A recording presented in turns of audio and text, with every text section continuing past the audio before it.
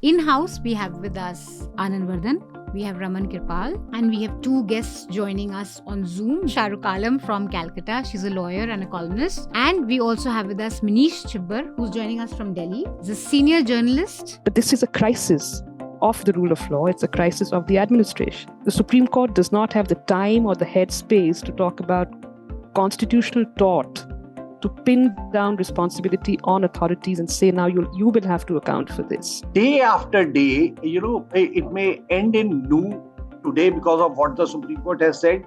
It will happen in some part of UP or Uttarakhand or J&K or Punjab or any other place for that matter. So what the Supreme Court needs to do is, it needs to say enough is enough. There's a kind of inert in governance, and that is why judiciary has to step in. I mean, You don't see any way around it. I don't see. I mean, at the moment, I don't. To be pessimistic, and for all over the decades, it is not the last communal class that will happen in India. There would be more in years to come, decades to come. I may sound pessimistic, but that's the reality. So, the police leadership's first task is to see that the communal riot is localized first. It does not spread. Welcome to Chhota Hafta. Now, Chhota Hafta is but a small, chhota version of a complete weekly podcast, Newslaundry Hafta. The Newslaundry Hafta is where you get the week's news, what made the headlines, what didn't make the headlines, but the full version is available to subscribers only.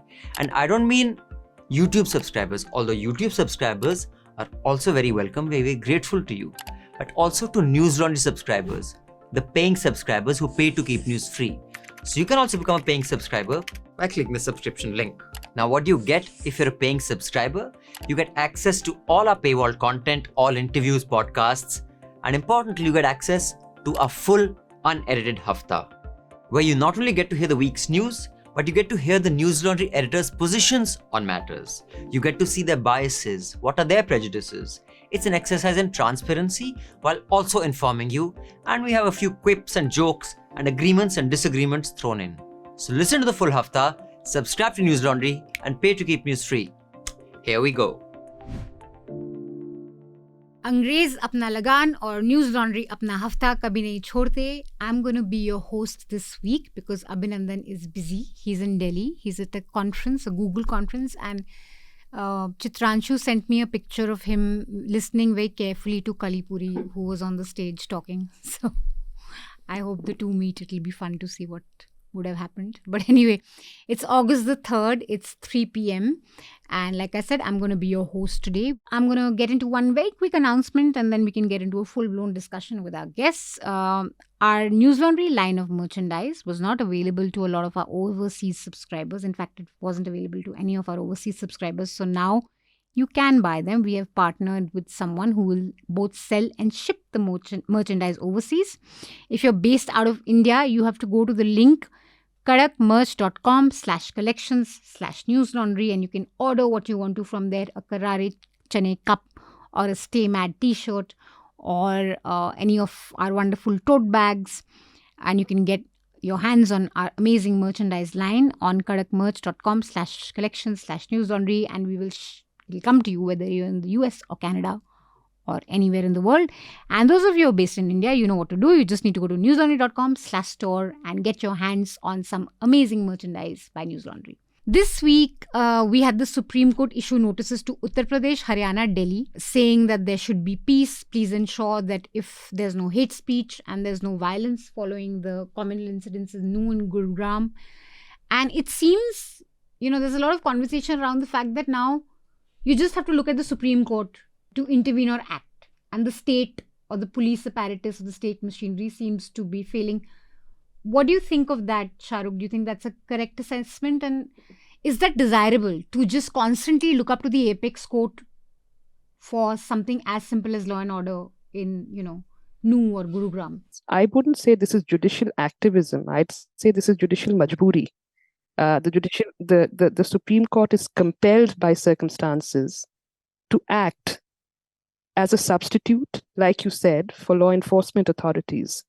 to make sure that there is no disruption, no huge disruption of law and order. So the day-to-day working of the Supreme Court now seems to be, like you were saying, limited to actually just maintaining law and order. And even there, we have nothing on structures of violence. We have nothing on systemic violence. We're actually just getting reliefs and directions, and then reiterations of those same directions, and reiterations of those directions, saying कि भाई FIR कर लो, investigation कर लो, महापंचायत रोक दो. That is not the job of a constitutional court, but this is judicial majburi. It's I'm always held that if the Supreme Court were to start getting into everything, not that one is suggesting that the Supreme Court should not have gotten into Manipur or now Gurugram/Nuh, but if the Supreme Court starts getting into everything, and so why do we have a popular government? Why do we have elections? Let's have 345 Supreme Court judges, and they can very well decide from everything to how the BCCI conducts its elections, whether we should have wrestlers going to represent India in a particular way, and so on and so forth. The problem is all this is a slippery slope.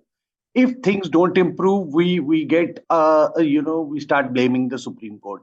But if the Supreme Court does nothing, then again we have we never sort of blame the government. So, if you had to piece together the scene of crime, so to speak, what are the various lapses to your mind from the state government to the police? See, it is a kind of majburi. As you said, that the lapses, there are so multiple lapses in governance, and there is if you see that there is a kind of like governors, they have become overactive, governors of the states. So that is why you see many cases landing in the Supreme Court. I mean, whether it is Chennai or Delhi or any other state, even Telangana. So you see that the role of governor has become very different. Now, coming to this particular issue of Monu Manesar, here is a person who was accused in a murder case in February this year, and ever since then, he has made several videos. He's there on the Facebook, and this fellow, in fact, yesterday appeared, as a guest on most of the TV channels, and Rajasthan police is looking. Really? Was he on TV channels? He was on TV channels. Of course, through Zoom. News channels can get to him, but police can't. The police can't. So this is one major lapse. It is neither judicial activism nor judicial helplessness. I think it's a sign of the reconfiguring of the public sphere that we have now. And in this public sphere, interests have got a judicial route to everything. That interest groups have somehow formed themselves in a way that judicial door seems to be one way of also projecting their grievance. I am a bit skeptical about the cause and establishing cause and effect relationship in a communal class very quickly. So it needs the dust to be settle, to have because causality is very important in addressing grievances, and that's when there is a lot of distrust, because the other community would not have an empathetic understanding of the reasoning of the outbreak of violence, and the other community will not. Both will not agree on the central facts of what triggered it. So, like provocation is a great trigger, but the other community would not. They would give more weightage to the actual act of stone pelting. They would argue the same. That was suppose Mr. Rasidi's work is a very provocative work, but is the violence against him justified? So the same reasoning. The court recently said while granting bail to two activists in the Bhima Koregaon that you have to follow the rule of the law. Then and bail is the right, and it's an jail is an exception, and basically Anish Kumar and all the cases they cited and so on and so forth. Having said that, 2 days later, when these activists they went to the NIA court, because that is where the actual bail happens, the court tells them, okay, you have to meet some stringent guidelines, additional guidelines if you want us to grant you bail, which includes forever you have to keep on telling us where all you are going, and what you are up to, and so on and so forth, which is fair enough. I have no issues with that. Courts can always impose reasonable restrictions. But what happens to these restrictions when it comes to the people who get away with impunity, who continue day in and day after? This Monu Manesar, nobody, I don't see anybody, any police officer, or anybody going after him or his, several years ago when the militancy was at its peak in Kashmir. So my uncle, who later was killed by a terrorist, and he's a Muslim from Jammu. So, and he was SHO of some place in Kashmir, Srinagar. So once I met him, and I asked him, Uncle, aap kya karte ho? And in a state, even in a area like Srinagar, वहाँ तो crime बहुत होता है, तो अभी तो militancy है. Something which continues to with me. Even he passed away 2 decades ago, and his words were, बेटा अगर हम चाहें ना तो कुबर, मतलब basically कबर, तो he because he's a Rajori Muslim, they have this unique diction. तो ऐसा बेटा कुबर से हम लोगों को निकाल के ले आते हैं. So basically the police, KPS Gill, he told me once when he was sent to Gujarat when the riots were happening and the state police was doing nothing. He told me several years later at his house in Talkatona that I said, sir, आपने क्या किया? He said, कुछ नहीं, मैंने जाके SHOs की meeting बुलाई. I had the SSPs present, the DG, and everybody right up to the SHOs, and I told them, जिसके एरिया में अब दंगा हुआ मैं उसकी नौकरी खा जाऊंगा. So if the police wants, they can get these things done. And the honestly, in Monu Manesar's case, it's just not clear. I mean, clearly they're not doing anything. No, even in the present case, things are not so complex. Huh. I mean, Monu Manesar is definitely not complex. Okay, I mean, he's there on the TV all the time and the police is unable to arrest him. Journalists can meet him. Hate speech is not complex. I mean, hate speech happened. And we saw all videos, in front of the police station, they are, saying n number of things against a community.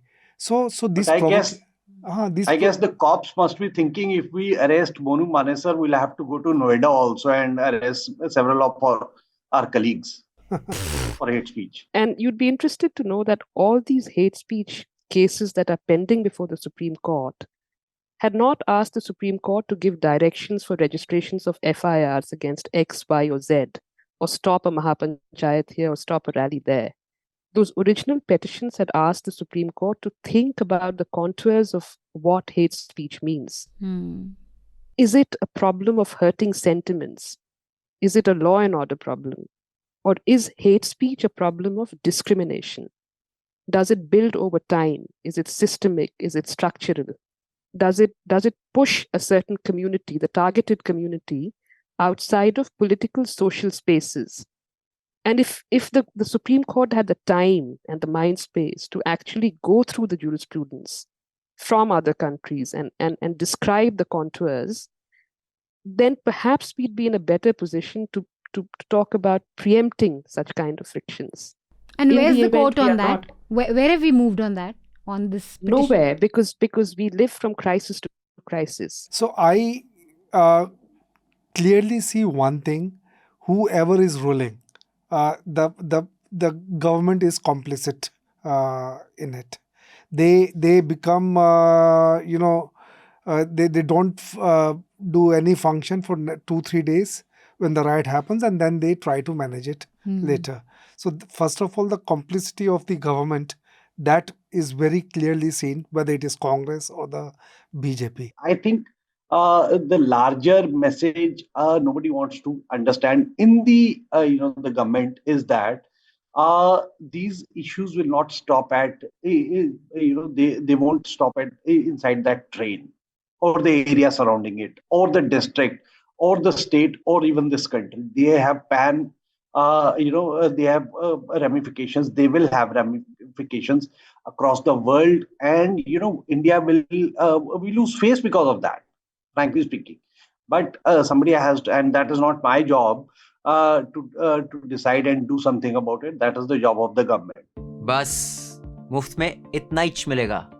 For the full uncut podcast, subscribe to News Laundry and pay to keep news free. The best way to listen to the Hafta and indeed all our podcasts is through the News Laundry app. You can download the app by clicking on the links given in the show notes. So do download our app and get the best podcast experience. And also pay for news and support a new news media ecosystem that News Laundry is trying to encourage, where we are accountable to you because we run on contributions that you make. We don't take government ads, we don't take corporations ads, so that news serves the public, because when the public pays, the public is served. Subscribe to News Laundry, click on the link in the show notes below and proudly say, I pay to keep news free.